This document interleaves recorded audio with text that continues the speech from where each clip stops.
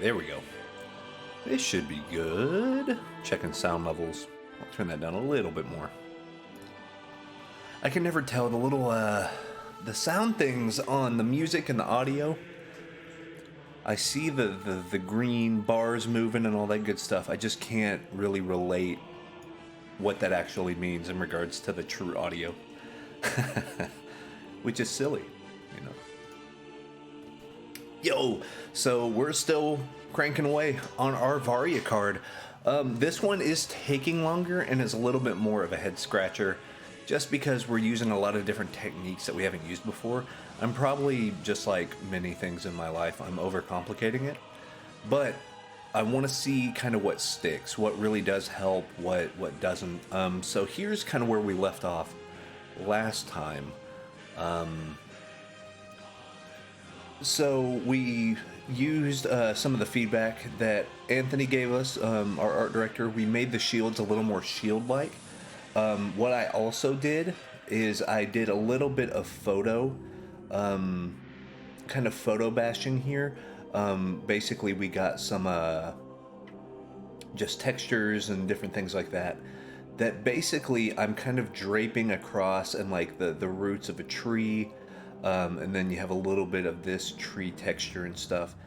I'm going to continue doing this, but I think what really this showed more than anything is that my values need to be adjusted. That I need to darken up some stuff, I need to lighten up some stuff, because I like the way this looks. I like the way that the light kind of catches here and then it goes into the shadow here.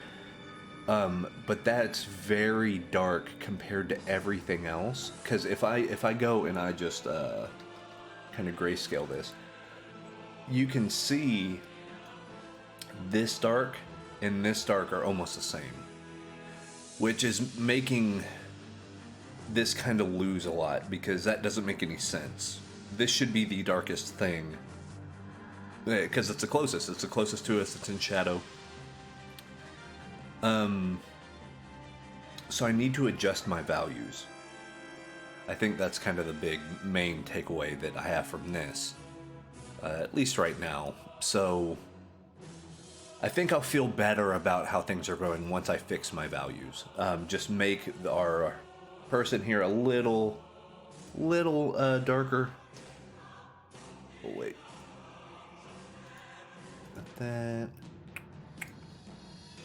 There we go. I need to change. I'm doing like a claw. The color mode. So basically, what I'm doing here is if I do a proof setup and then I do value checker. The value checker one is basically make it's a custom. It's a custom deal to basically make this grayscale but not change any of the values. But the shortcut key is Control Y. So I have to do this weird like claw movement, and I always hit Control T, which is transform, which is where you see this stuff kind of coming around, like, you know, right here. So it's one of those things. I should probably just even use like a side mouse button or something. Do that. But here's what I'll do real quick. Let me just do this kind of quick outline.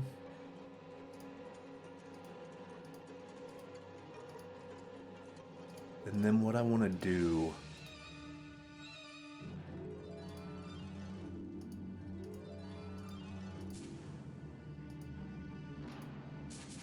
even some of the brights and stuff like that.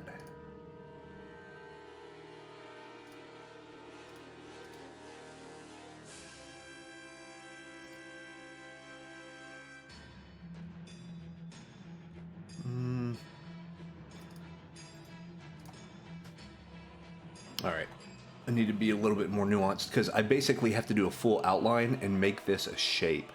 Or what I can do, since this is a brand new thing, let me just go ahead and get a solid round brush. Because what I want to do is make basically a cutout of the area around our druid. or that encompasses our druid.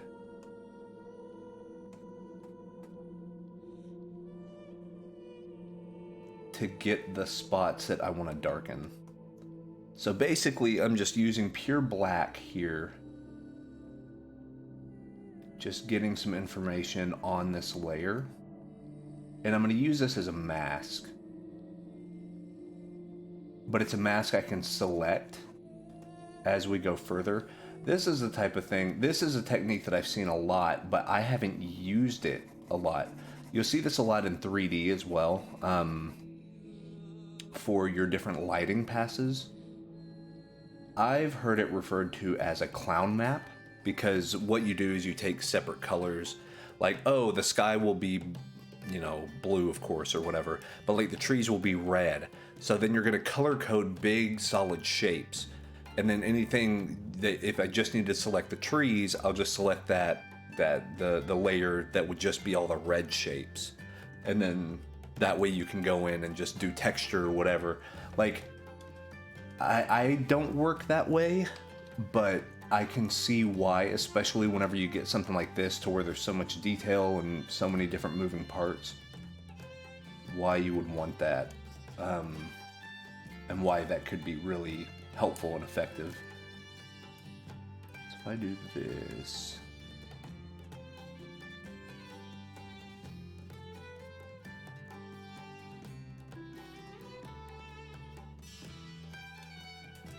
So basically we're selecting the main guy here.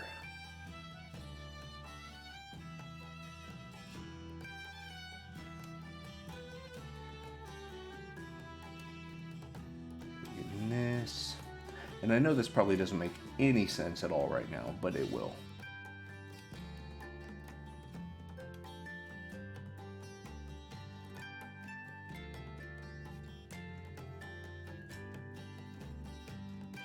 So we're just, we're going to use this as a selection.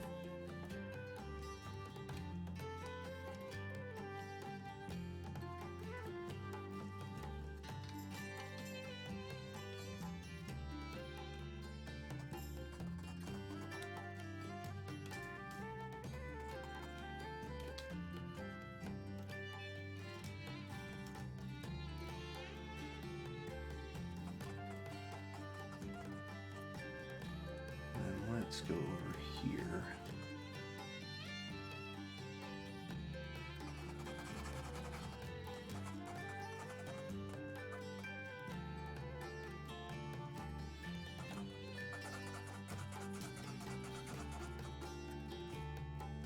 Okay. We have something like this. Come in and I'll fill this. Okay. So we have that.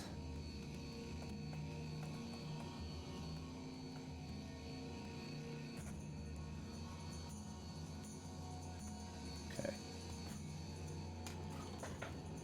Now, we're going to lock that transparency and then call this foreground selection. Then, what you can do, so that's locked transparent right there. Now, as you hide this, you can come in and go select pixels. Now we only have the pixels selected that are right here. So if I want to come in and start, let's say I have this brush right here, and then let's go to multiply layer, because that will darken it, and I'm going to color select. And that means I'm always going to have the correct color.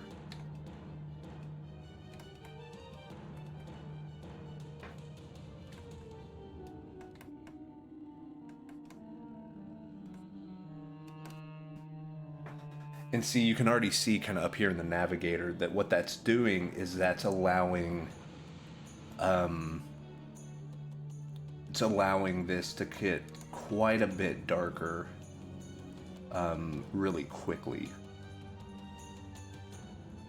And because this is on its own layer, I can go in and change really whatever. I can change the multiply mode or make it like a blending mode, or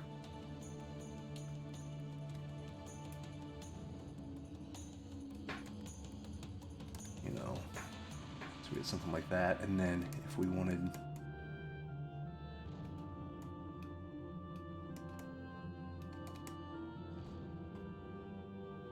I know that's really dark compared to what we had, but I think that's going to be very helpful.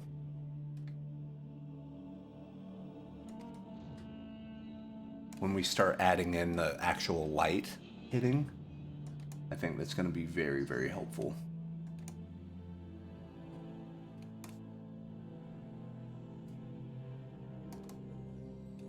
Because that way we can just show how bright that light really is.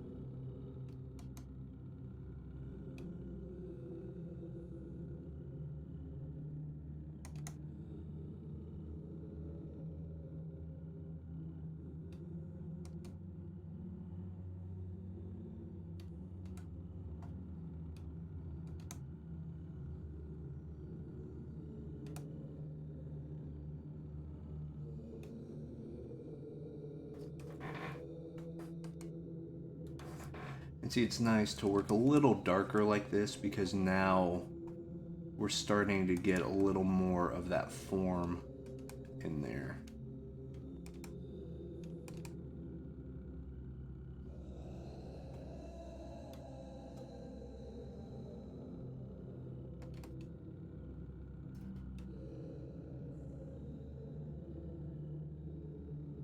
And then make that a little lighter.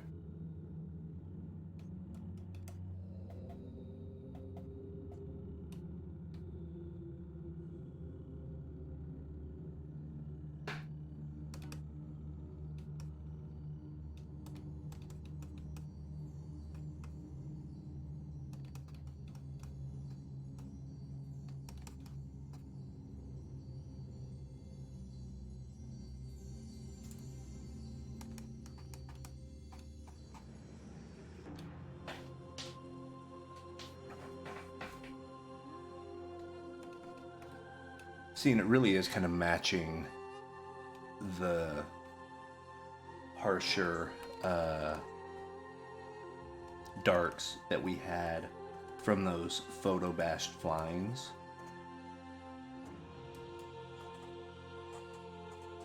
And then you can just kind of, you know, get those texture brushes and start coming over here.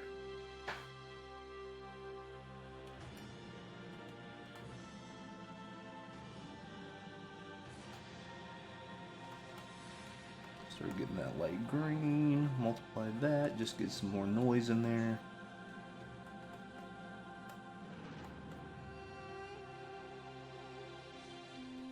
There we go.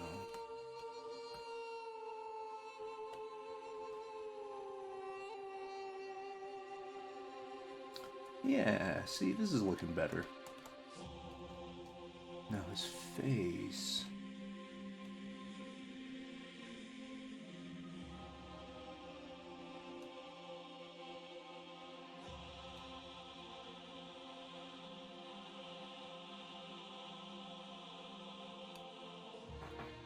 That nose kind of stick out a little, and then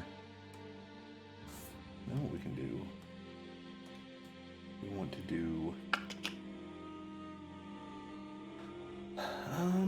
overlay, maybe? No, soft light. Let's do soft light.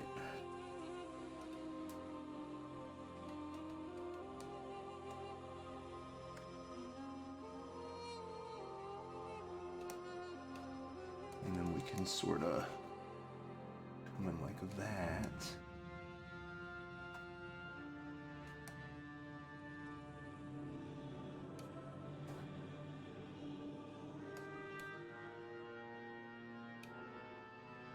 Just try to light some of this.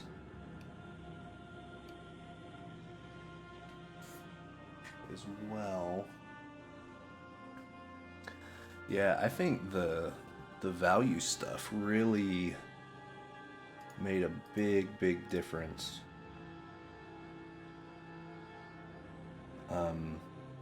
Maybe I need to even darken this back over here.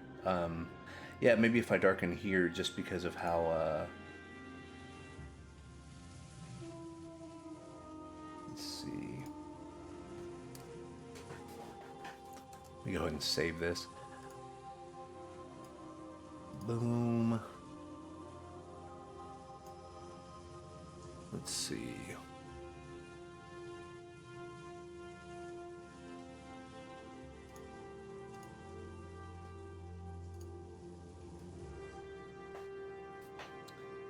Start coming in here.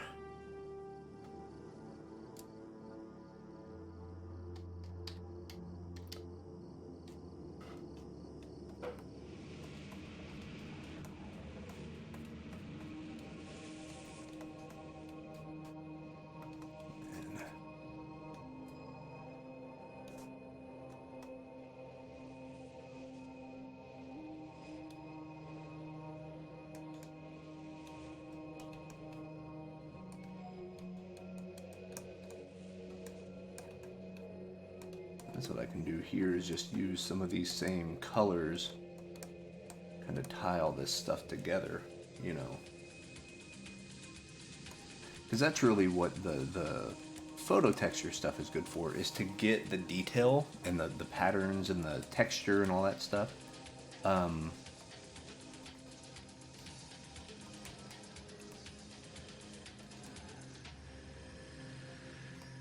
so something like this.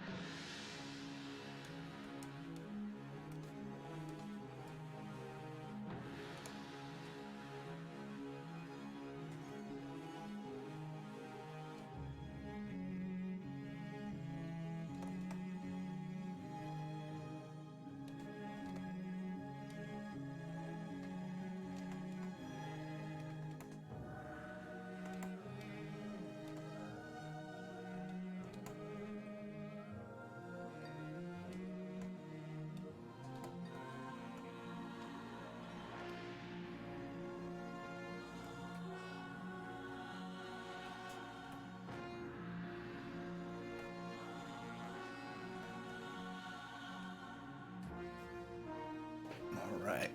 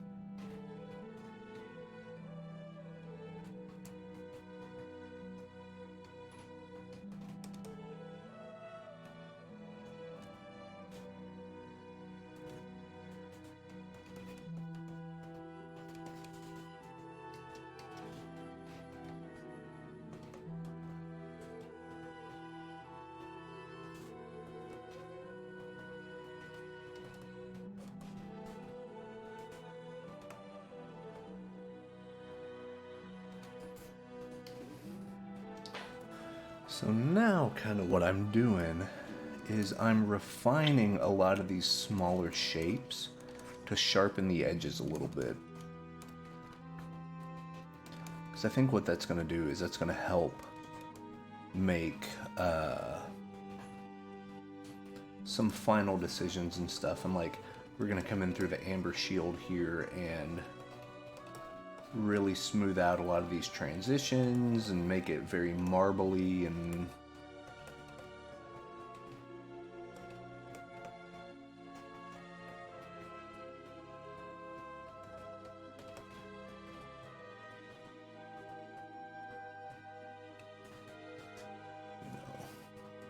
so it still looks like magic, but it's still defined, which is kind of what we're after.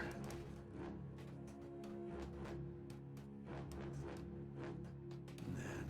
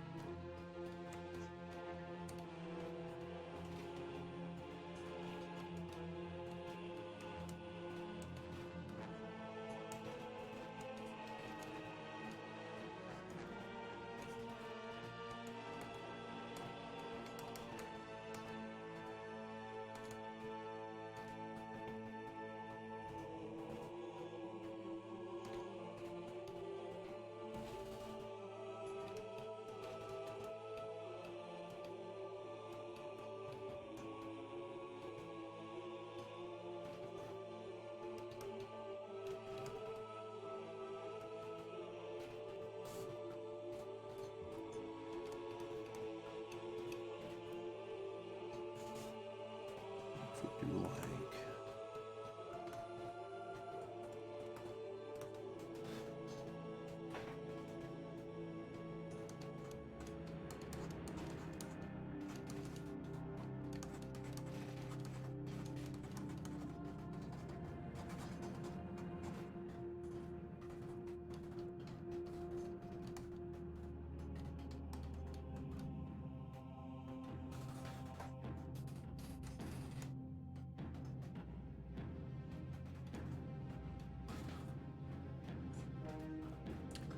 So what's cool about this, and I think I am going to implement this, I like the light kind of coming through the trees almost. So what that's going to look like, I think, is if we come over here and do a color dodge layer, and then make this, name it, what is that called?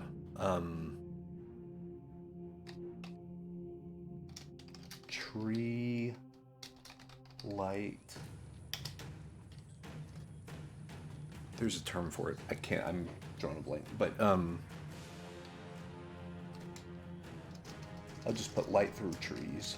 Light through trees. And then pick this same color that we have for the sky, kind of that brownish, or not brown, kind of greenish, cooler, cyan-y looking color. And then I kind of come over here and through a few of these places do these small little hits of light, almost like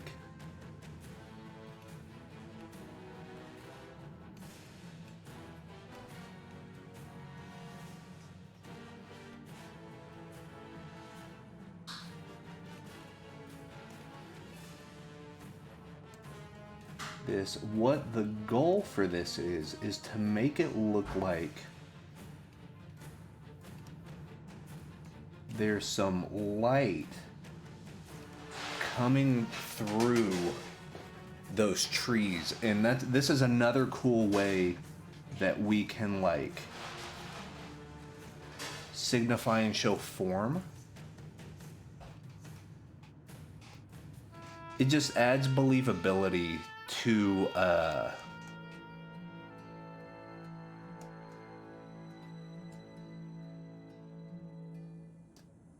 just adds a little bit of that believability to the atmosphere and the area that we're actually at right now.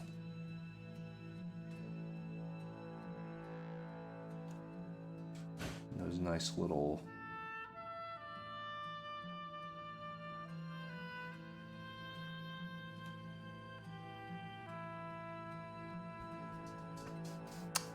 I wonder if I can do some soft round.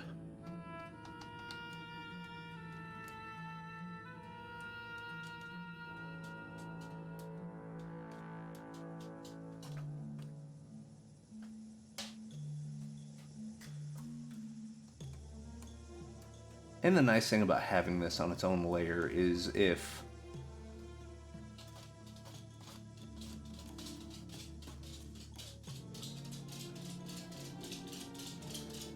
Anthony's not a big fan of it, we can always get rid of it.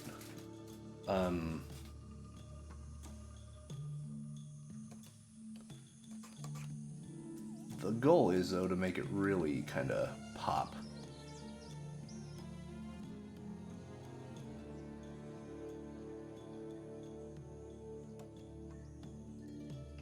And you can even do it like down here and stuff too. That's a little too much. Do like flat textured.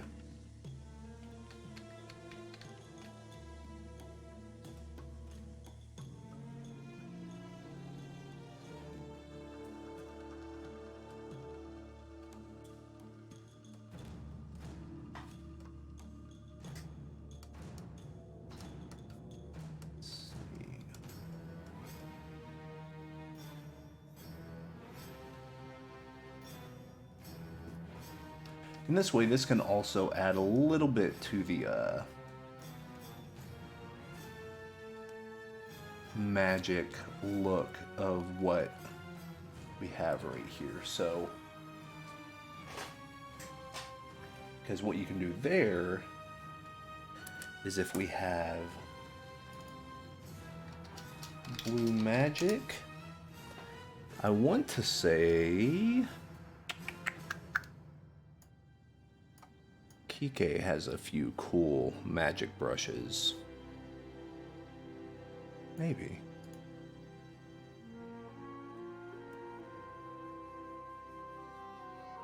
Jimmy Jones, Derek Zabraki. Let's try Anthony Jones. See what we got there.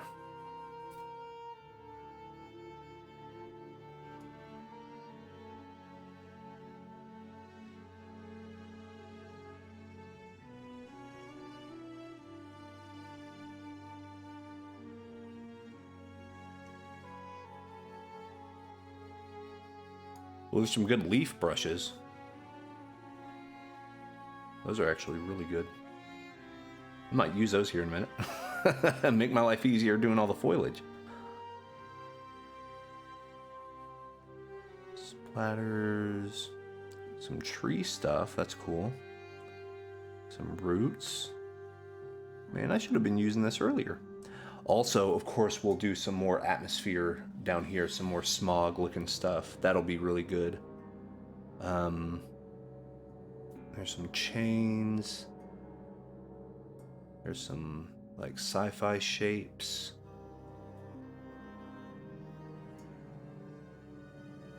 Sworn he had some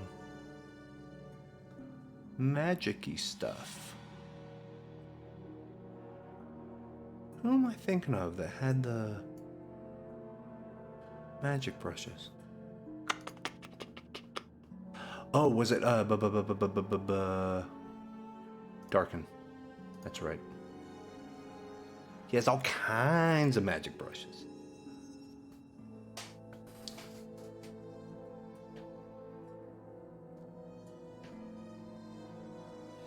He has rusty metal down there, bird's chain, pores, stencil, water, smoke. I'm gonna say that, and then he has more foliage brushes too. His are pretty good. Oh, there we go, magic. Okay, so lens flares. So let me see. Color dodge. Let me bring out this blue, highly saturated, and let's see what this looks like.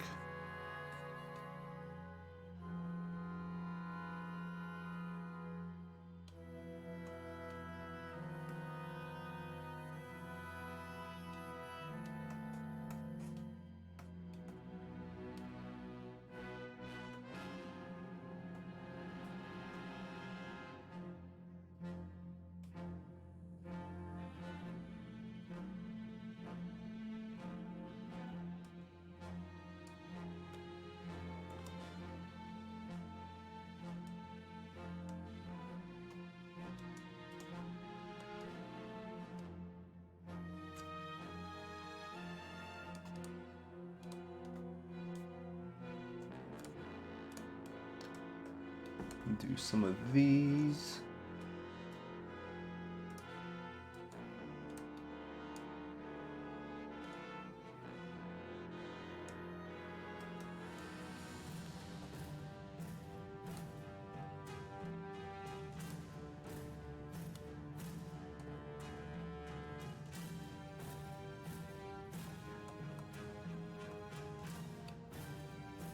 Yeah, that's pretty dope. That's what we were missing. A little bit of that magic action there.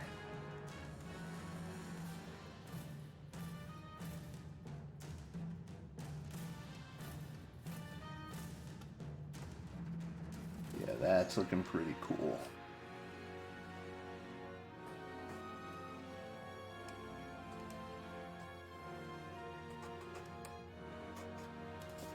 I wonder if we can maybe do red, because we have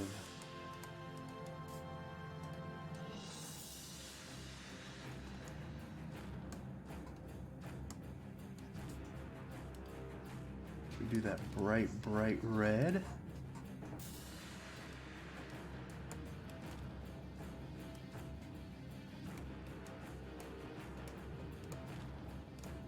That's cool.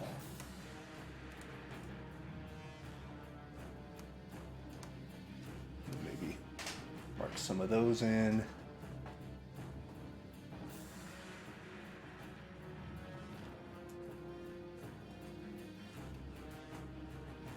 Let's try like a burst, maybe?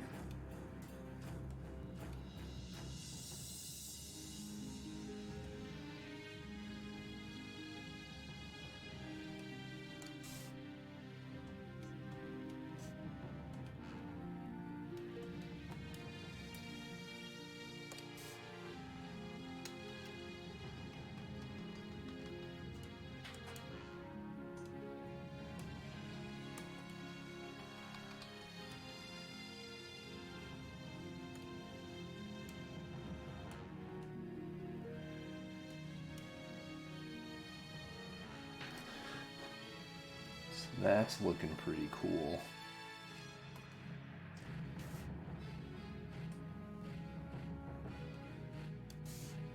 What is this? Oh, some like swirly stuff. There we go. Yeah, get them swirlies. So normally I don't do a whole lot of these magic overlay kind of brushes, but I think this looks too rad. I'm gonna keep doing it.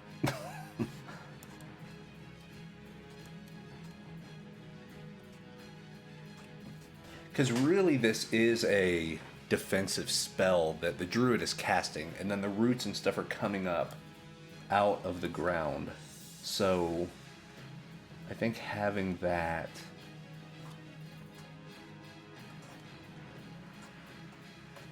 makes a lot of sense.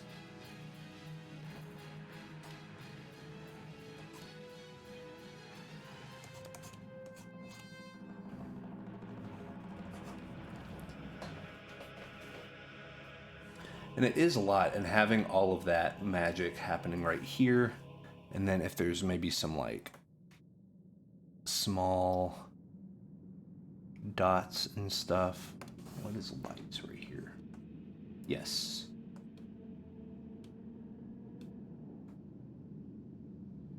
Get a few of those.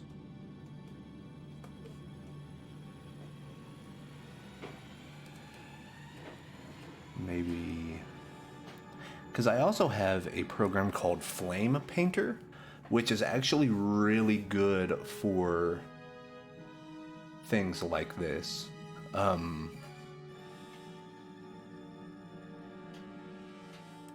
there's like a stratus, there's some of that. Oh yeah, I need to come in and do some normal dust clouds.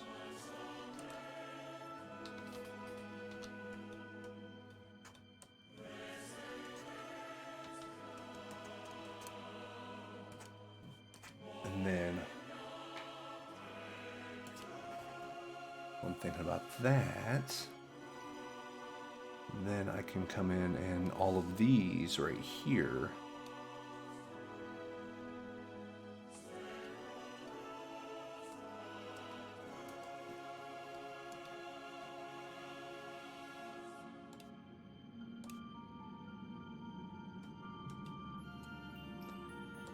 Wedge.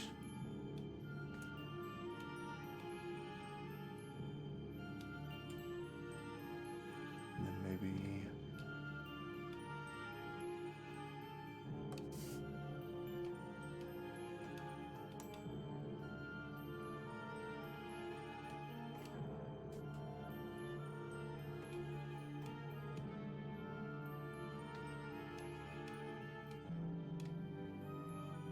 There has to be one that has like color jitter, because that could be very helpful right now. And maybe some bigger ones.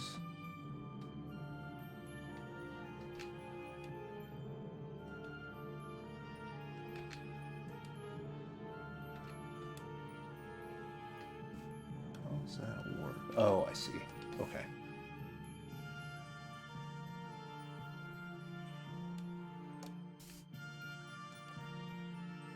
Yeah, that's what I wanted.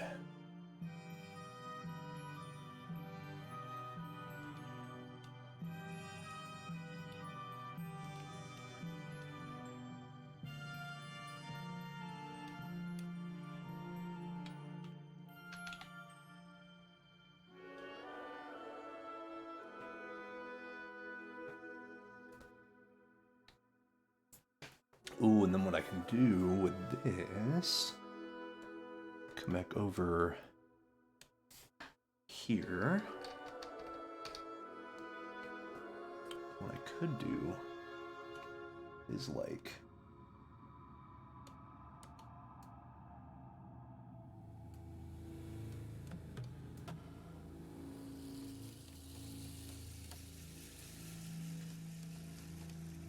make this look like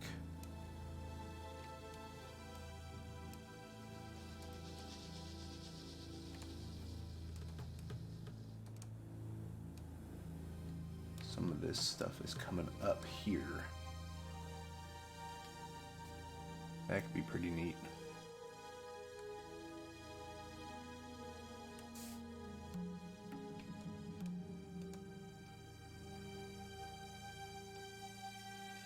And then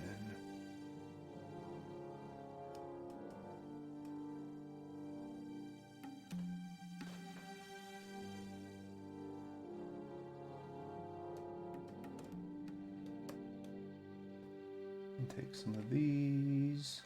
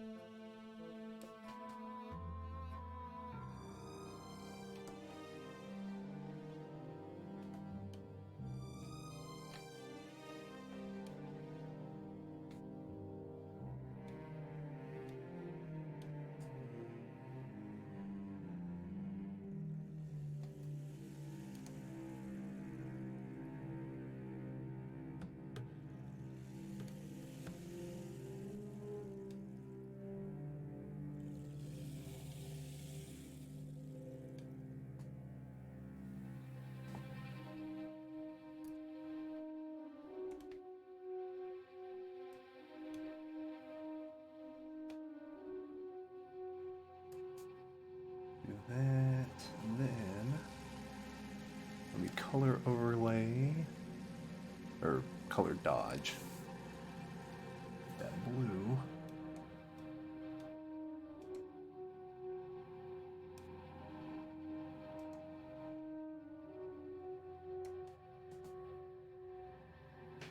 There we go. Get some of them eyes right there.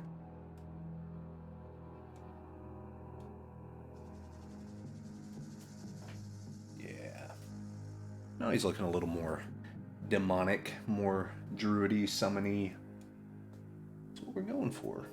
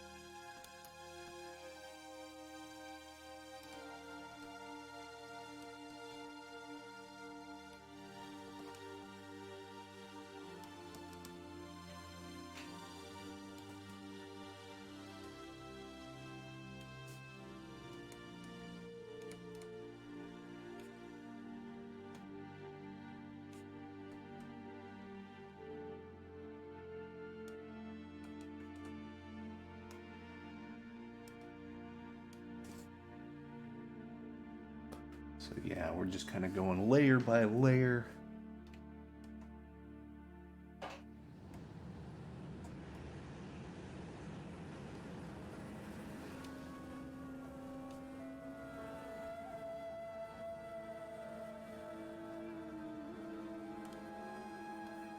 Normal.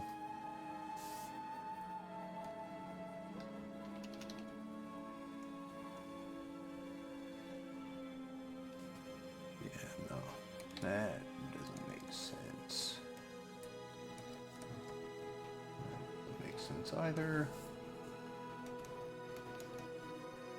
Now that we have all this other stuff here, this can actually inform us on where other bits of light are going to be. So like chest right here because of the glow.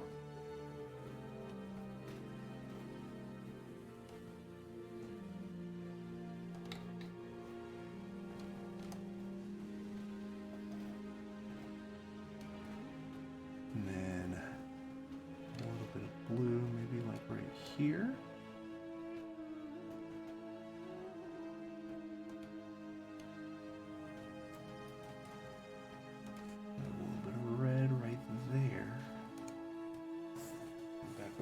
Here.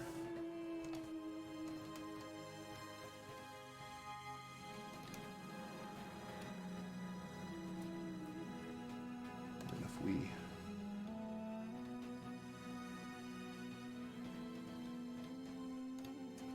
yellow like that, and then kind of blend this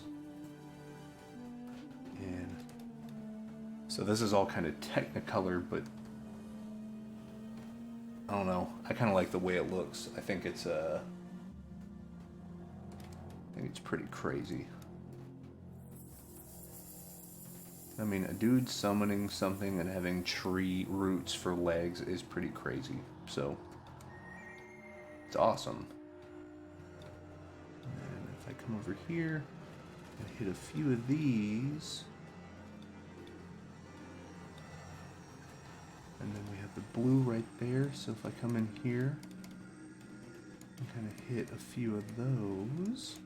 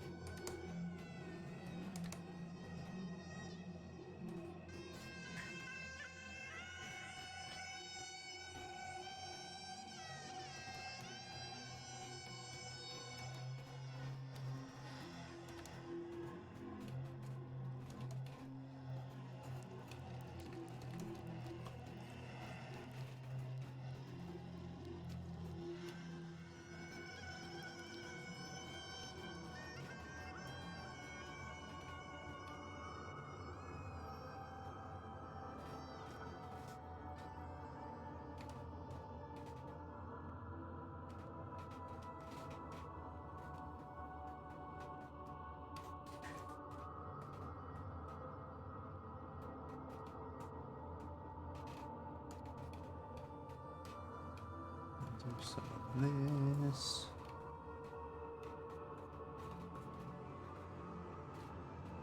Bring that back over.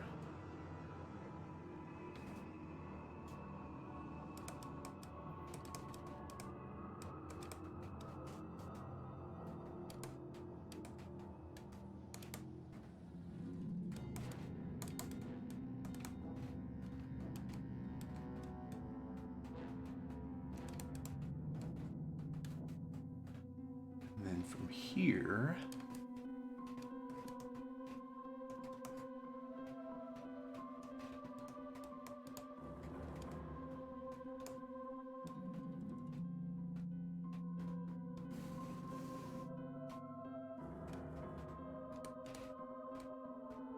there we go.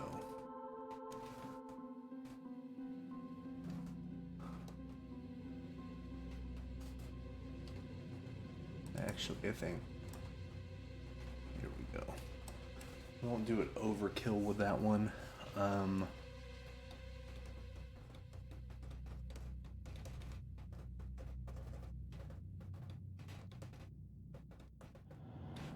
kind of going around and seeing what parts I can sharpen up a little bit.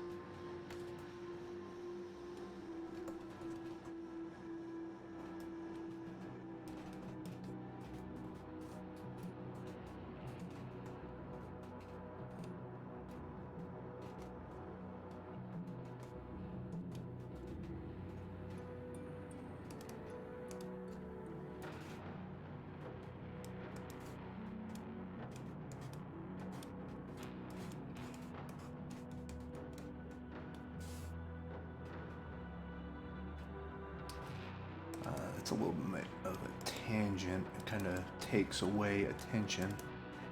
We don't want that.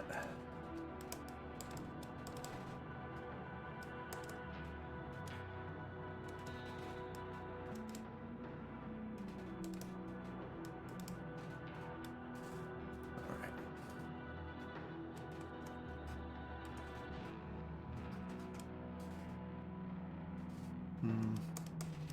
Seems like this whole thing is a little...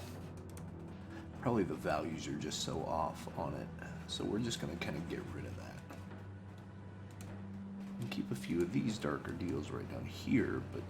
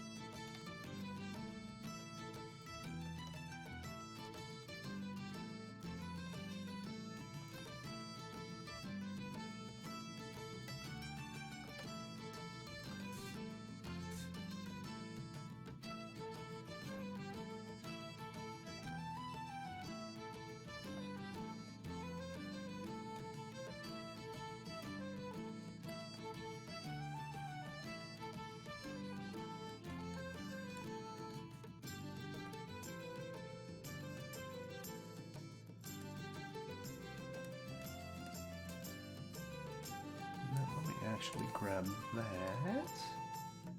And I will color dodge because, or actually let me make it warmer. Because I think we can come through here. Have that nice, like, subsurface scattering around the hair.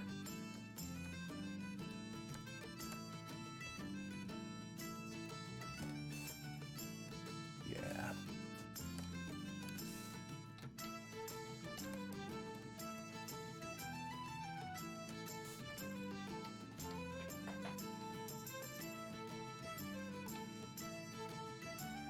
Now let me come through there.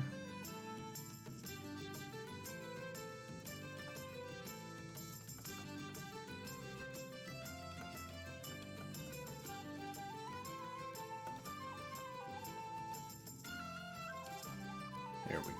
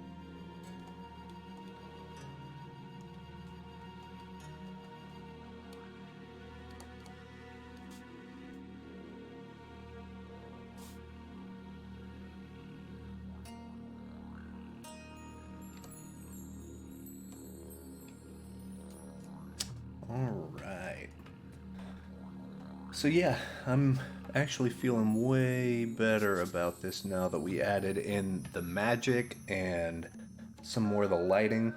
Um, I do need to make sure that the lighting is caught in all the different places it should be. Because if this is really magic, it's going to be bright. The only thing is, it's also going to be, it's sunny out, but all the tree cover is going to make it shady. So we're still going to be able to see the bounce light from all this magic. Um,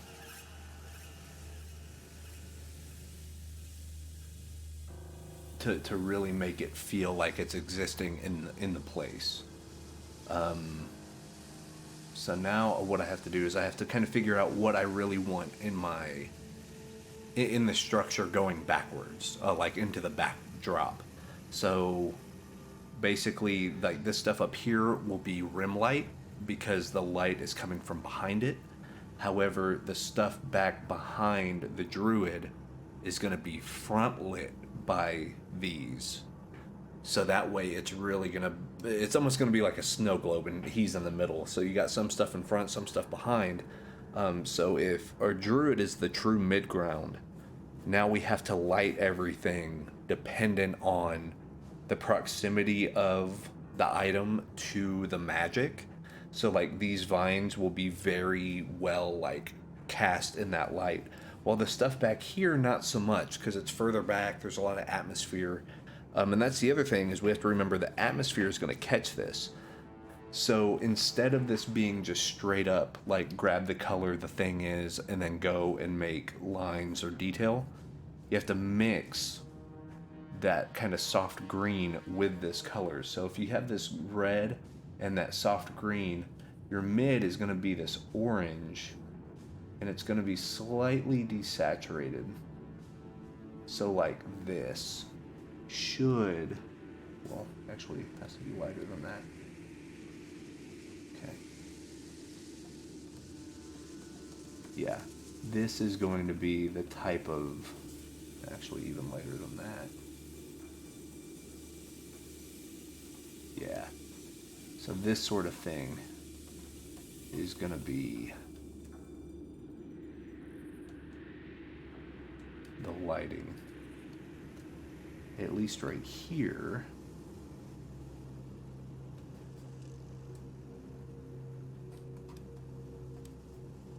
So anything facing the druid directly is going to get caught by that ethereal light. And the same thing here.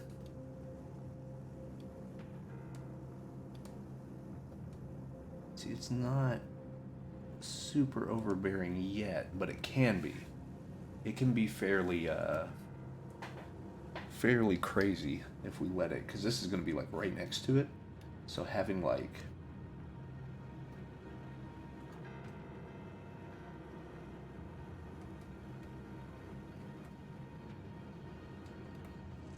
that sort of thing, you know? And then that light is going to kind of mix in.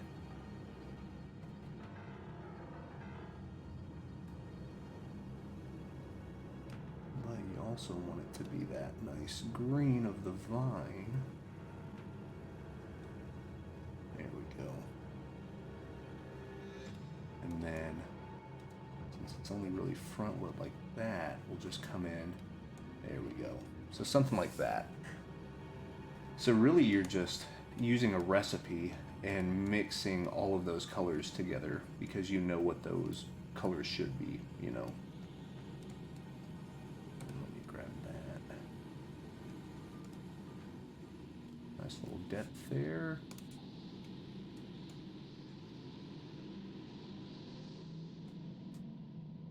Got that. Once again, we'll come down here. We'll do kind of the geometric, blocky shape type stuff here.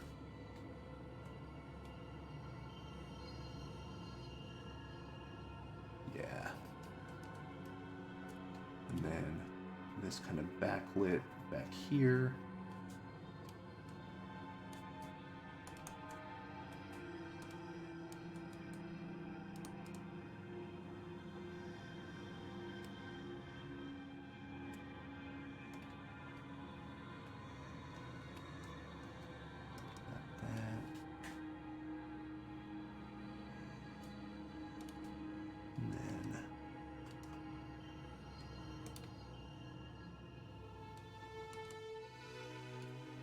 And like the trees will definitely catch the light, but since it's not made of metal, it's not going to reflect the light exactly the same. It's going to diffuse it a little bit. It's going to go into the, you know, because tree bark is very porous. It obtains moisture and it obtains light. So while it's going to get a hint of that, it's not going to,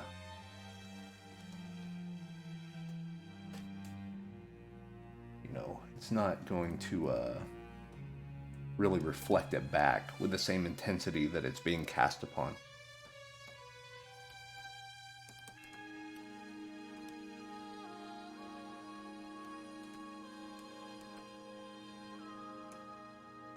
Okay.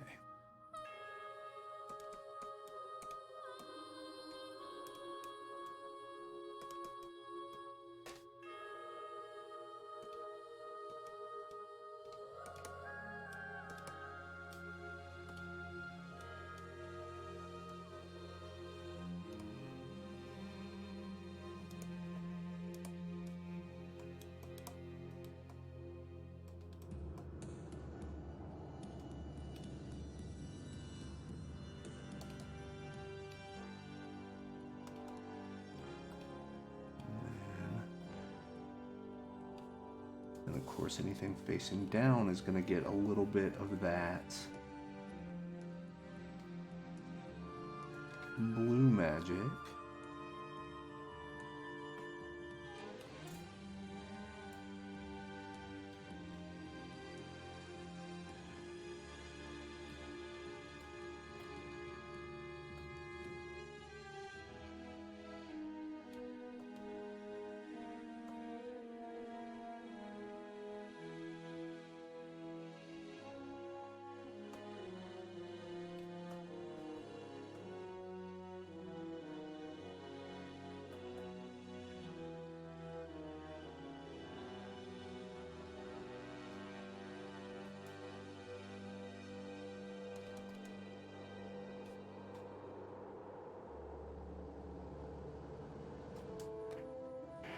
Yo! Oh, thank you so much. Appreciate you. Thank you for hanging out. Sorry, I'm kind of like tunnel vision right now, but thank you for stalking the Insta. Appreciate that. Yeah, I need to post more on Insta. I have like 3 things to post on there. I haven't really been on there for a few days. And thank you for the follow. Appreciate you. Yeah, we're working on a card for the Varia card game right now. We're getting close to final. I'm still not exactly happy with the lighting, but we're getting close. I'm glad we added the magic. Magic's always fun to do. It's really kind of, I think what's tricky about it is we're nature, so nature light bounces all around anyway. And then you have magic light. So what does that do, especially if you're kind of already out in the sun?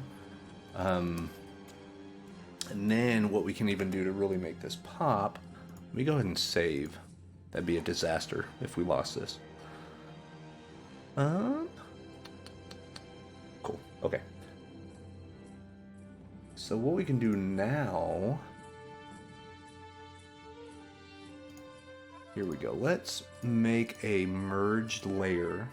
That way we have all of our color information there. And then let's go ahead and do a quick color balance just to see. So our midtones, we're definitely going to have cyan and green.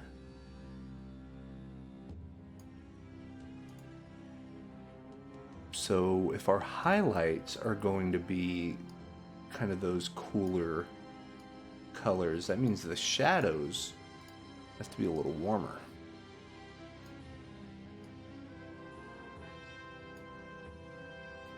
But I also don't want to make it like super Technicolor. You know what I mean? Like it already is.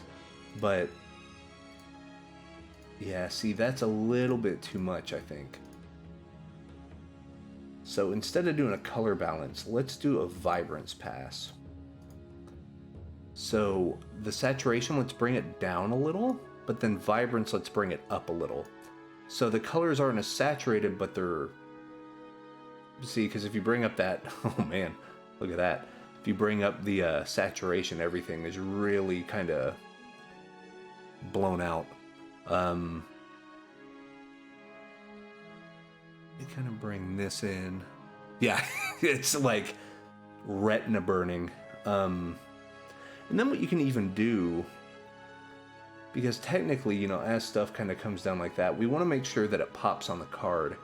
So if you have like this, and then you can come in with, since it has its mask on, you can come with a black and white gradient, like something like that, and then, wait, did that desaturate there, or where did it? Oh, yes, okay. So I want to reverse that because I want this to be more saturated around the body and the torso.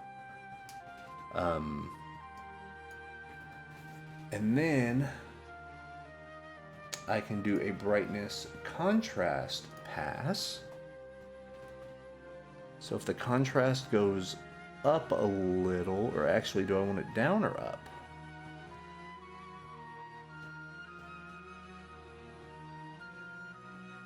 I actually kind of like it where we have it. And then the brightness, if we bring that brightness down, and you can start seeing some of that detail right there. Then let's get an airbrush. There's an airsoft. Use black. And then come around where this background is. And then maybe even something like that.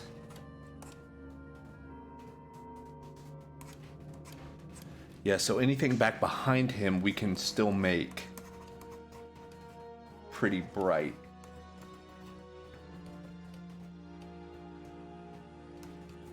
Almost like that light is kind of piercing through to make that.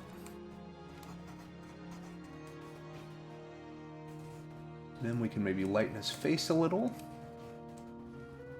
Lighten his abdomen a little. Maybe a few of these branches.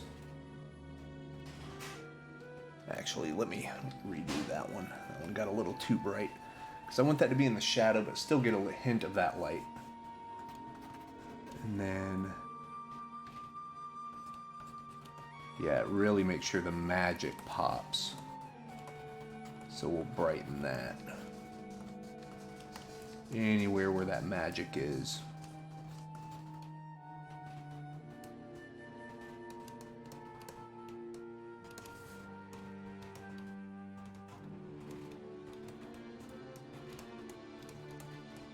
There we go.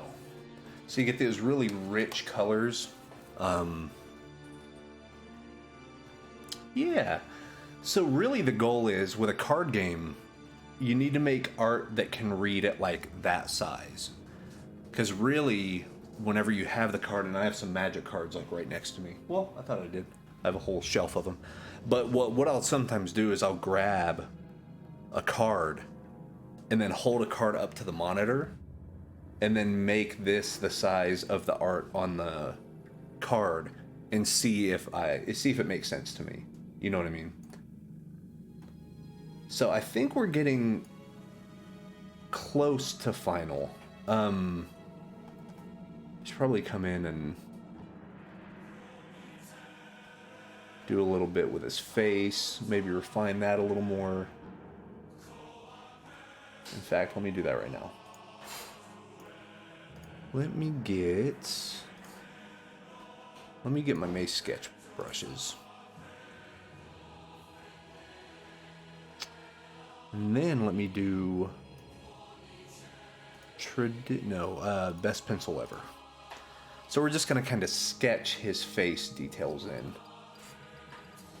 So we already have the pretty nice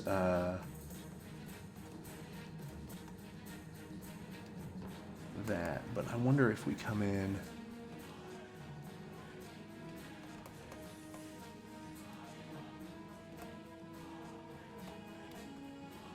do this.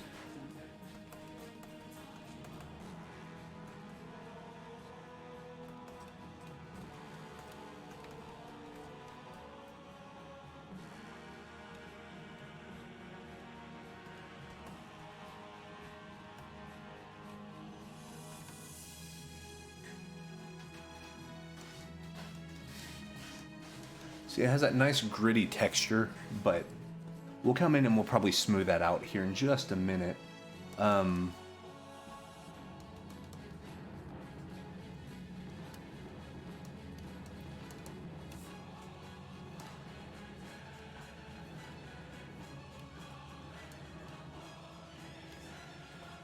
It's funny, what I could do is I could actually look at some, like, Malfurion art.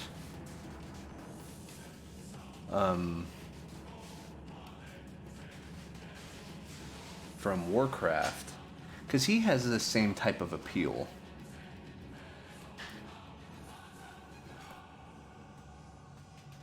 So if we have that,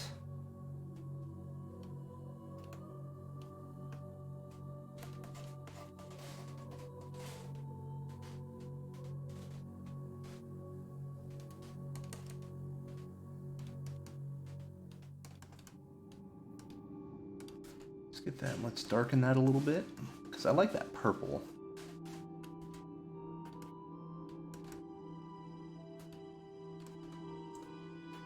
So we have that down here.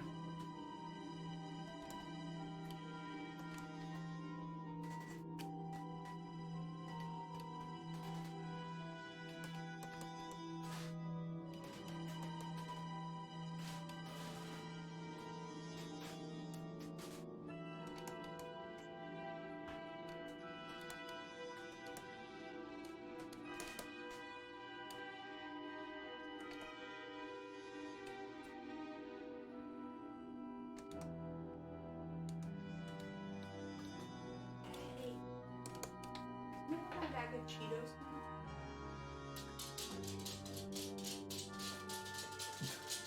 I'm sorry.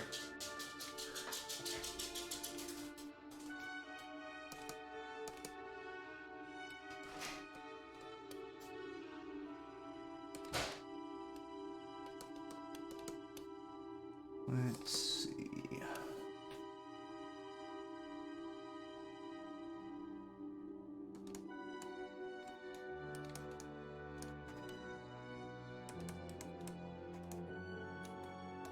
We'll kind of refine this hair a little bit with the textures. And let me come over here. That like real dark, yeah. Almost like that part of the hair is not getting hardly any light.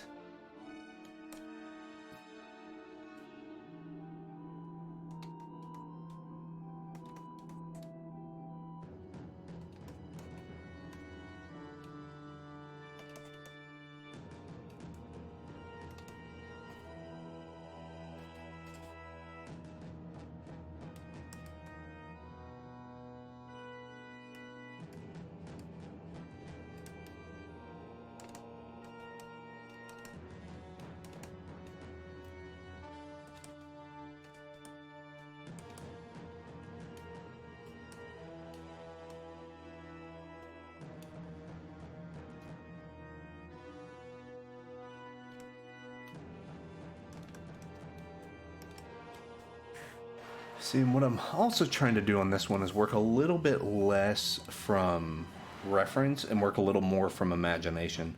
So some of this stuff I still think is off, so I may need to grab that reference a little more. Let's see, let me go to, let's do platinum, yeah. Long periods of time, as soon as it's above like 30 minutes. Oh yeah, so that's just perseverance. I mean, I actually paint pretty quickly compared to some of my peers. Like, I can't do longer than like 3 to 4 hours in one sitting. I gotta definitely take a snack break or something like that. I don't know. It's that seems like right around about the right amount of time to make a lot of good progress, and then. But then you get so caught up in like the weeds and the problems that you're in and stuff, it's hard to see it for a big piece. Like normally this is way more zoomed in than I like working. I like working kind of out here. That way I always have the full piece in mind whenever I'm going. especially for card art, because the whole composition needs to work together. But yeah, I think it's just practice. It's just I work until I think I'm at that point to where I can't see it anymore. And then, you know, of course, there's cool little tips and tricks you can do, like flipping the canvas horizontal. And God, I'm about to do that real quick, and it's gonna freak me out. I can already tell you. Image rotation, flip canvas horizontal. All right, that's not as bad as I thought it would be. Normally, whenever I do that, it's like a disaster. Now, I do see that his head is a little wonky. Probably the eyes. I bet that eye is a little high up.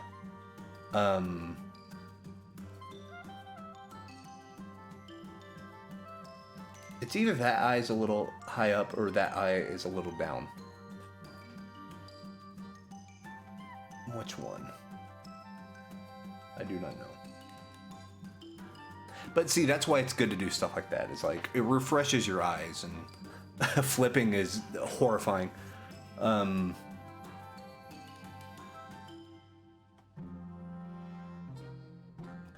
see, like, I could go in and really...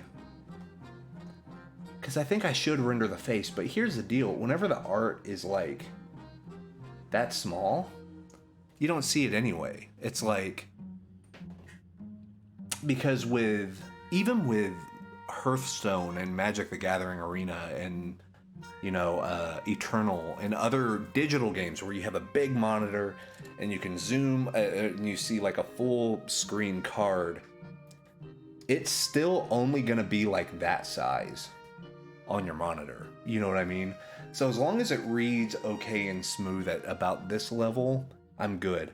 The real thing is, because this is at about 22% zoom, the full size that I'm working at is like 6600 by 5000, I think. And that allows me to really kind of get in there, because yeah, this is about 102%. So you can see how big the viewport is right over here. No one's really going to see it at this size. And just the art director and maybe some of the art team. But the nice thing is, I want this to look good enough that if they want to put this as the front of a package or use it as marketing art, they could.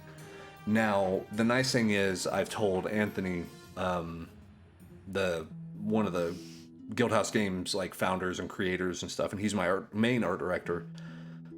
If it's going to be marketing art, let me know, because I'm a stickler for detail when it comes to that, because I want people to, like, if they have it, like I have a big Warhammer book right here, I like to look at it like up close, and because I'll go and I'll flip through books and I'll be like, oh wow, look at that, and I want to make sure it holds up at that level.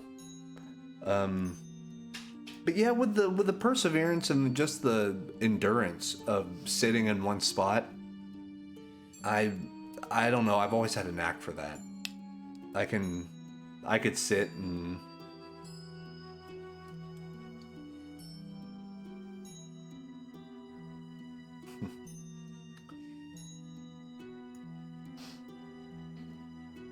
let's see. So I wonder, I think we're still live. I just got a Twitch warning saying that people are having a hard time going live.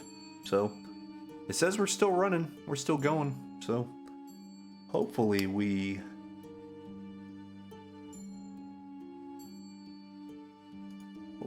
good.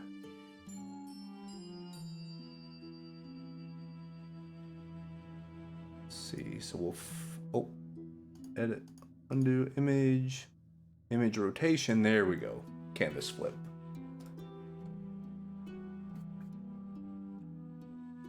Okay, cool. Yeah, Streamlabs has a little warning pop up saying some people can't go live right now. So I'm like, oh dang.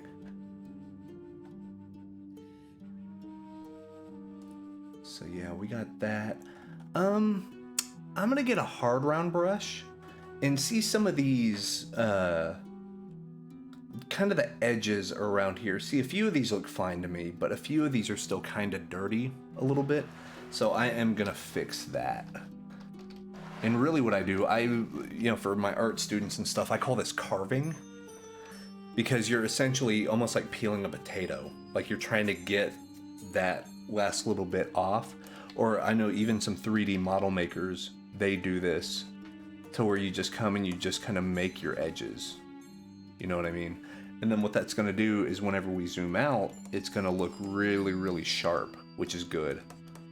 So it's almost like we took a palette knife or a knife blade or something and went and, and just the hard round brush works great for that. Like, there's hardly a better brush for doing that type of thing. Let me bring in some more skin pigment, because it was looking a little too black there.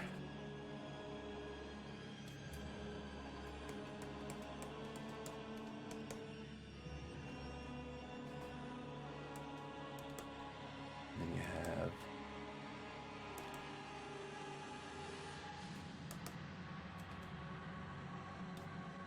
something like that. And then we can even come in while we're in tight like this and draw some leaves. Because what that'll do, hopefully, if I'm thinking about it right, seeing all the like textures of the leaves, but then having a few that I painted, it'll look like, yes, Cynics is a genius at it. Like, I wish I had Cynics's brush control. Like, he knows his tools better than probably any digital artist I've ever met. He gets it. Because he'll know exactly what he needs. And he'll be like, oh, I need that at 50% opacity at blam, blam, blam, and just do it. He'll do 2 strokes, and it's like, oh, yeah, that's way better. He's really good.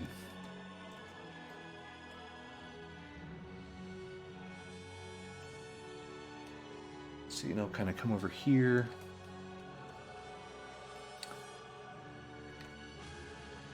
Get rid of some of these edges as well. And I was gonna have his hair kind of come back here, almost like blown out, but I don't think I'm gonna do that. I think I'm just gonna keep what we have going right here. Let me get rid of this.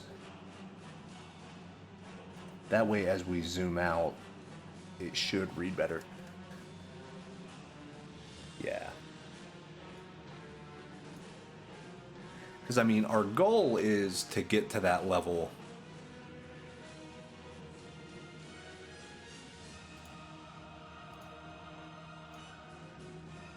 Yeah, he's... Cynics, there's actually a lot of good YouTube painters that... They probably have all their businessy stuff that they have to do, but they put in the hours for so long over the course of, like, 10 years that what they can do in 35 minutes would take someone just starting 10 hours. There's a saying in art, well, really in a lot of different fields, but especially in art, that for every year you have of experience, you cut off an hour. So something, let's say once I'm 7 or 8 years in the business, in 1 hour, I can do what would have taken me last year 9 hours. You know what I mean? Just because you understand it better. Okay, this shape, this goes here. And like, that's fairly true. I can tell you that that's accurate. Because I'm already working faster now than I ever have before. And I'm able to do more detail faster. And like, everything it's a snowball. But Cynics is one of those guys that he's put in his time. So he knows it, So really what I do here, I have Pure Ref up, and I have some Greg Rutkowski art. I'm a huge Greg Rutkowski fan. And then Randy Vargas, who I also love. All of his stuff is just so good. And I'm kind of comparing the level of finish. So his stuff is way tighter. See, and like how he'll come in and actually do each individual, and then he'll just do some foliage brushes and that type of thing, where everything's kind of smoothed out a little bit, but then you view it, at card size here, and it looks perfect, Like, same thing here. You see all the foliage and stuff, but these are just brush strokes. These are just... your brain fills in the detail. And I think that's where I need to get in my stuff. I think some of that has happened here, which is good. We can keep that trend going. But then I have noticed that he does really good sunspots, to where some of that light is cutting through the trees. Mine doesn't quite look like that. Mine just looks like magic, which is fine. I don't mind it looking... Cards are tricky because you want it to be... like, this is super great. I will say, though, a lot of the Magic the Gathering artists sell their work as prints. So I wonder if they design it to be a good card, but then they're actually painting it to sell prints of it at, like, conventions and stuff. Because that's a whole different aspect of the art field. Is like, well, and nowadays after COVID, who knows? But going and, like, sitting at the table and signing autographs and all that stuff and selling prints. So it makes sense that his is at a super high level of polish. Like, I have like 3 or 4 Randy Vargas tutorials that I've watched over and over and over again. I still don't know how he gets that level of finish. And I've seen him do it. And I still don't know. Maybe it's just... I wonder if a painting like this has probably taken him like 20 hours. We've probably worked 6 hours on this one. You know what I mean? So maybe if I spent the next 4 or 5 hours just coming in and final touching stuff, if it would hit that level. Because see, even these aren't leaf shapes right here. They're just brush strokes, but you zoom out and it reads perfect. And then, like, another thing that I'm definitely needing to work on, like, he'll put the ties on the bracer. Man, he figures it out, and he has a nice chromatic aberration here. I might be able to get away with that, like, back here. It's already kind of happening, actually, where your greens and your reds and your blues start warping together, and they start making this cool, weird effect. I wonder, could I do that? Hold on, select all, edit, copy merged. I've never used the actual chromatic aberration tool in my life, so this might be a little crazy. So if we have something like...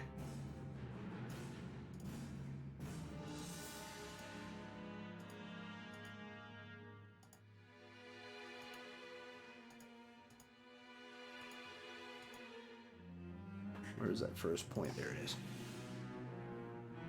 Edit. Copy merged. Edit paste. And then... would this be...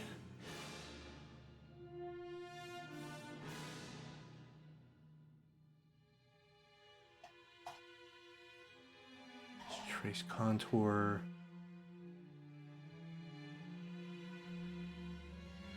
distort. Because it might be part of the lens blur. Let me see how to do that. Google to the rescue. Dr. Google. Photoshop CS6 chromatic aberration.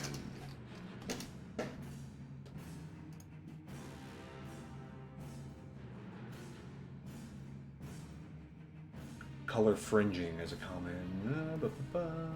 Prepare your image. Choose your channels. Add distortion. Oh, I see. Okay. So you actually have to go into each channel and move it. Huh. Alright. that seems like a lot.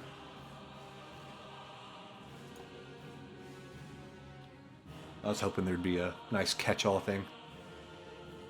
Oh yes, Ranja is insane.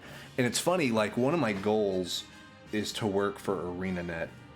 I'm lucky enough on Varia to actually work with Kike Kotaki and kind of study some of his stuff, and so that's really cool to be able to have one of the alumni that like have that sort of impact and kind of learn the tricks of the trade. But yeah, Ranja has... There's one Ranja piece that I look at all the time and I was like, I don't know. Like, I paint for a living, man, and I don't know how you did that. Ridiculous. And then Iraq Note is another one. Yeah, it's super good. I love the brushy, splashy. It's fun. It's fun to do that. Like, I did a few landscapes in that style, and it's just a lot of fun to do. I'm just not brave enough to do it for a commission yet, unless I get commissioned by a company known for doing that, because it's such a unique thing. Like Richard Anderson, Flap Traps, he's a big inspiration of mine as well, and he's a master at it. So trying to learn some of his techniques and bring it in, and trying to think. I wonder now. Okay, since I have this, let me go into layer. Let me go to... Let me try tilt shift.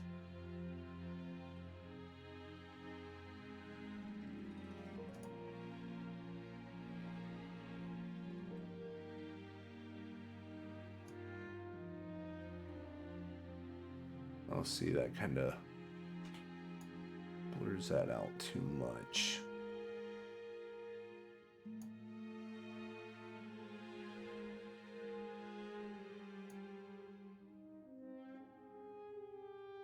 Actually, you know what I'm going to do? Hold on. Cancel. Filter. Let's do...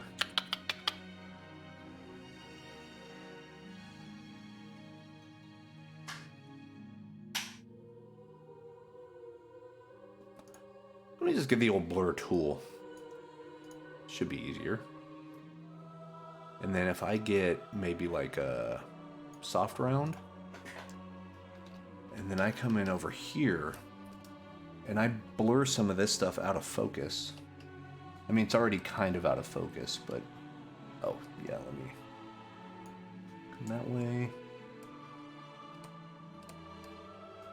Strength. Yeah, we can sample all layers, that's fine.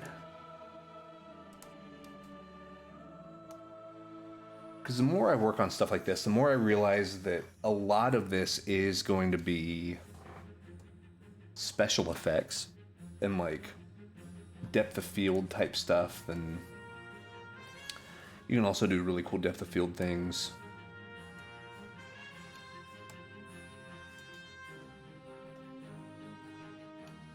Up front here.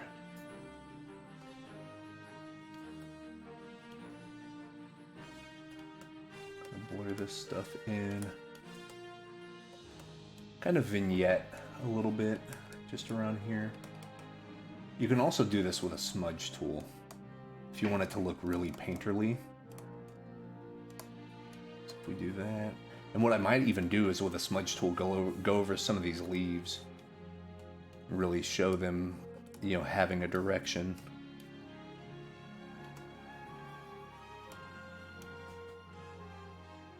Yeah. So maybe some of that, maybe some of these blurs.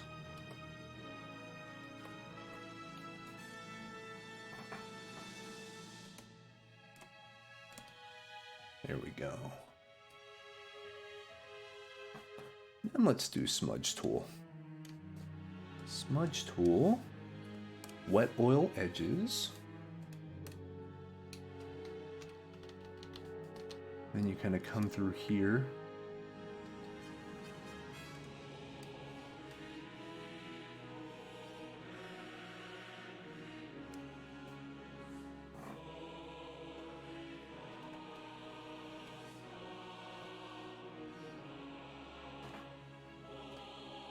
can even do painterly edges. Grab that.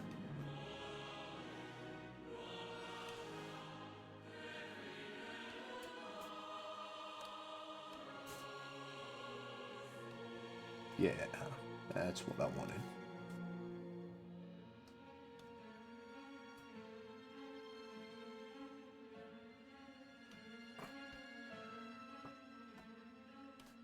Really just add some variants of edges.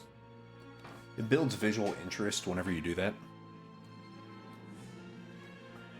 Oh, let's see, who, Kike Kutaki?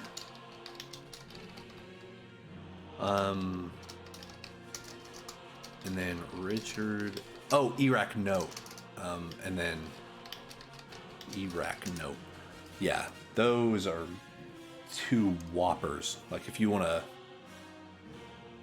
Google them out, because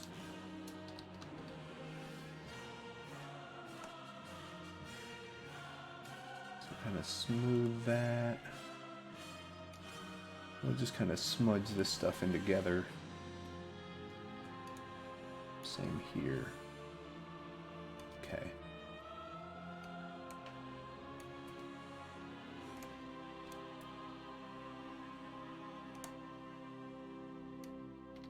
Yeah. Just do some of these.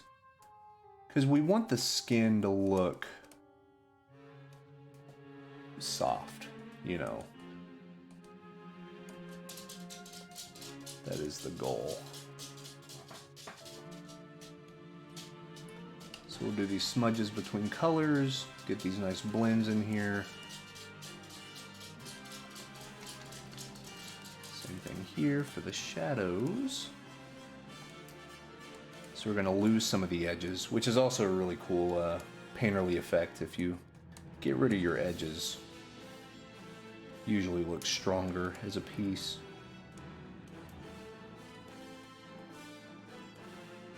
So do that. That. Yeah. And meld some of these in. So you get this nice depth of field effect.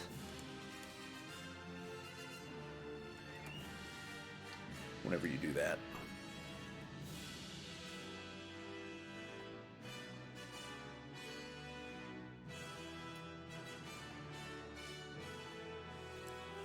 Now let's fix that edge. Let's fix this edge. And then we'll fix some of these too.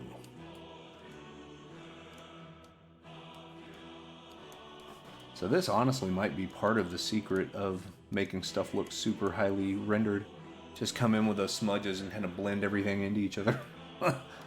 You know? Because I'm a big fan of really thick brush strokes. I like people to be able to look at the art and be like, oh, I can see how he did it. I've just been taught that way as a classical painter. Like John Singer Sargent and all the old school people like that. But every once in a while, for this type of thing, bringing this to a higher render and a higher finish, you know, people, it's more of like a hidden way of doing things. Like, people are more enamored, like, how in the world did you do that? And the answer is just time.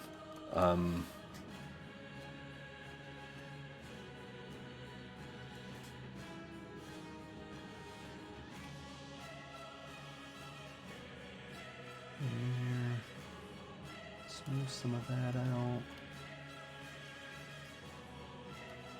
Smooth these out a little bit. And then what's also really cool, I can't remember, I think it was Randy Vargas who does this really cool smudge effect around where magic is, to almost look like the magic is influencing the way the camera lens or whatever is actually showing the art. which I think is a really cool idea. So I'm going to try to do a little bit of that right now, just to kind of see. And then have like that.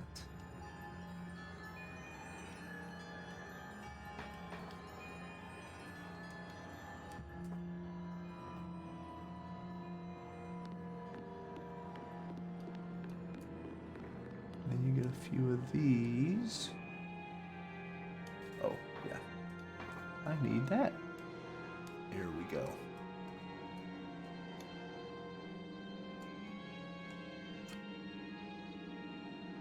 Cool.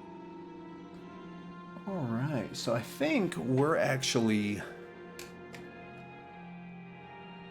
pretty decent spot right now. I think I don't think this one's quite done. However, I think this is a great part to be able to send it to our art director and kind of figure out any last changes, any sort of tweaks. Like, he might consider this done. That's also a nice thing. I like working with art directors because they will tell you when it's finished.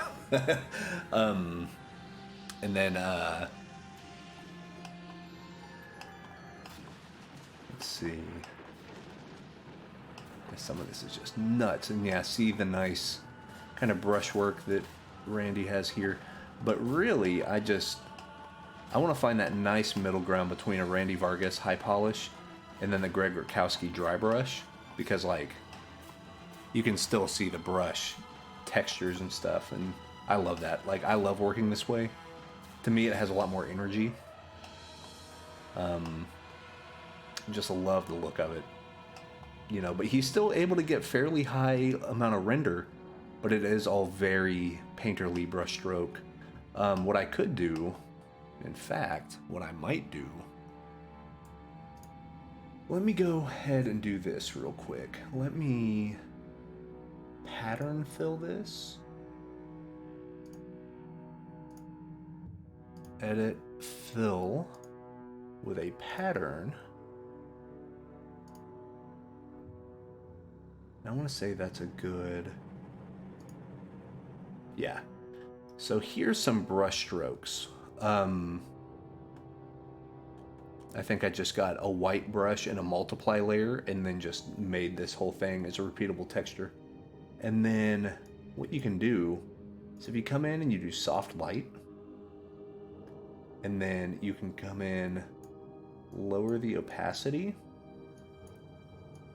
what you start seeing is now everything has a slight more painterly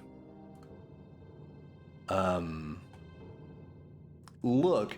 And sometimes you get happy accidents. You get stuff to where brushstrokes look like they're part of something that didn't exist in the first place. You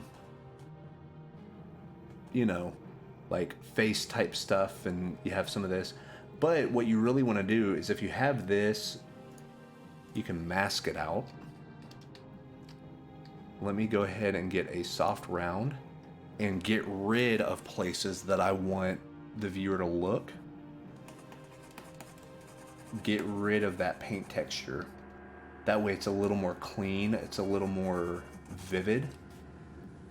So if we do that, if I do like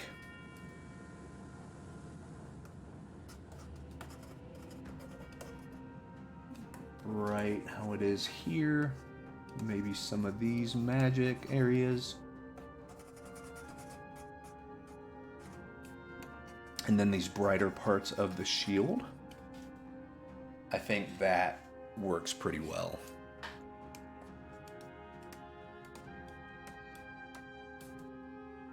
And then maybe right here, get rid of some of that light. But then everywhere else has a slight hint of that painterly motion. And I mean, you can always come in and, like, this is on soft light. If you hit overlay, it's going to change it a little bit. It's a little more rich doing that. You can also, if you want to get real crazy, you do like multiply. It's going to darken your values though, but it does make it look more like a traditional painting on a canvas. So if that's kind of what an art director is looking for, you can do that. Because I mean, if you crank this back up, see how much, like there's a lot of that. And then whenever you kind of taper it back down, it has a slight impact, but nothing too overwhelming. And then what you see is you'll see like these really cool, like those type of deals right there. Like I love where you can kind of just barely sneak in that sort of look. And then, but if you crank it back up, you start seeing that grit back here. But I think that's how Greg gets a lot of his texture in there. Because if you zoom in, some of the brush strokes don't follow the paint, if that makes sense. But it still looks great. Like it still looks super good. Because then what he probably does is he goes and he color selects this. He does a mixer brush and then he goes in with it and does his madness.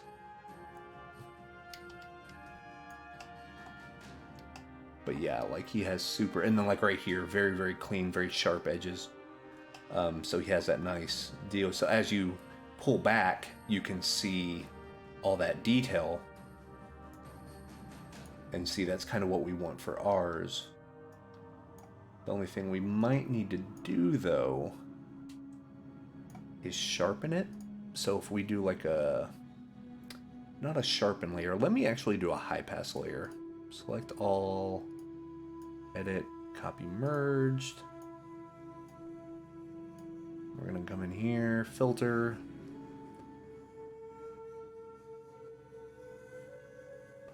Oh yeah, other. High pass. Then I'm going to crank this up a little bit. I normally keep it around 1, that way we barely see a little bit of an outline. I'm going to crank this to about a 2.5, maybe? That might be a little too much. No, that should be good. Because what the goal is to see a little bit of the outlines on our main areas. What this does is it finds the edges. It finds the edges of a piece. And then what you can do is you come over and you do an overlay layer. And then automatically you now have sharper edges. It doesn't look like much, but then whenever you hide it, see that? So you have kind of this smoothness right here. Then you turn that on and it really brings in those pixels of detail. And that is nice to have whenever you have those brush strokes like that. It really does make it look more painterly. So you have that. And the nice thing about that is having these paint strokes here actually helps sell the idea of trees, because trees have so much nuance to them.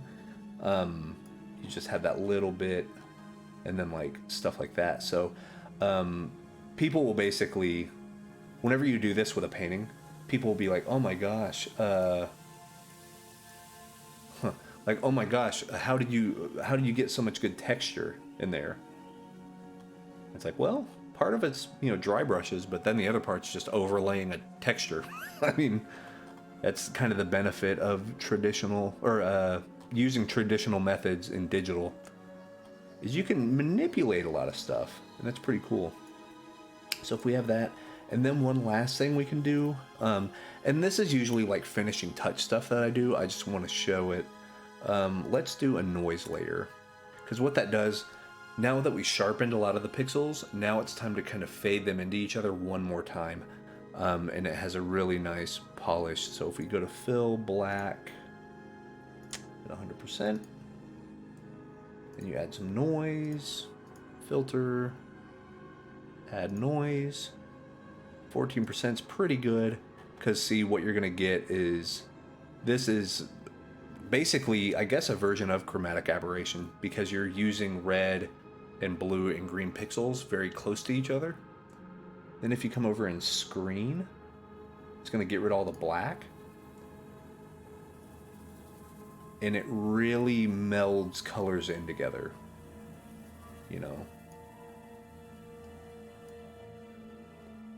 And see, it does lighten it. So what you might want to do, I think there's a way to... How do I do the blending options? There you go. So this layer and underlying layers. So if you want to show it on that layer, you can, but if you want it to affect underlying layers a little bit different, if you bring this out, the fade from the lights, see that? You can sort of do that. So now that noise is kind of gone from some of the lights. However, I like noise in the lights. Let's subdue it a little bit in the darks. So I'm going to hold Alt and break this apart. So the darkest darks don't have any noise. And they're really going to kind of sit in there. And then you can kind of adjust this one as you see fit. That looks a little dark. So let me bring some of that noise back. There we go. So now only the recesses that don't get any light are going to get hit. So we have that. Cool. Then, of course, you can come in and then you can lower the overall opacity to it. So it just has a little bit of hint of stuff there. And yeah, I think that's basically good enough to turn in, at least just to get our last little bit of feedback. I think, if I were to guess, he may want a little bit of refinement on the face. And then maybe on the arms to be a little bit more clear in those shapes. I like the fact that his arms are cut up in the magic, but I could understand why you would want more of the definition of the muscles and stuff like that, which shouldn't be too bad. It is anatomy, and that is a weak point of mine, but we'll just get good reference and go from there. But I think that'll be it for today's stream. I gotta get ready. I have to go pick up some heavy stuff at the store here before too long. But yeah, thanks for hanging out, guys. It's always fun whenever there's a lot of people in chat, just chatting it up, and I like it quite a bit just because, you know, it's fun to talk shop. And yeah, so hope you found something to like. We're gonna get some feedback on this. I will be streaming again tomorrow, so oh yeah, you bet, anytime. And I will be streaming again. I don't know if we'll be playing a video game, maybe Guild Wars 2. We've been on that kick lately as well. If we get good feedback, yeah, we may be done with this one. I don't know. Or if we do have some refinement to do, we may do some more of that. And then what I might actually do, I may do another thing of Warhammer 40k fan art. I want to work again with Cubicle 7. I had the pleasure to work with them for Wrath and Glory. I just want to get hired again to do it. Because, I mean, I did that stuff last year, and even over the past 3 or 4 months, I've gotten quite a bit better and more confident and stuff. So, you know, always grinding away. But that's it for me for today. You guys take care. Yeah, if you have any questions or anything, hit me up on Twitter and stuff as well. My website has a contact form for more formal stuff. But yeah, just hit me up on Twitter, Insta. I'm around. Trust me, I'm very online. I'm Mr. Online. So appreciate you. Thank you so much. And we'll be streaming again here pretty soon. But until then, take care, have fun, all that good stuff. Go make cool art. I just put stuff on Patreon, so go make cool art. That's my send off for there. So, but yeah, go take care, and we'll see you soon. Bye.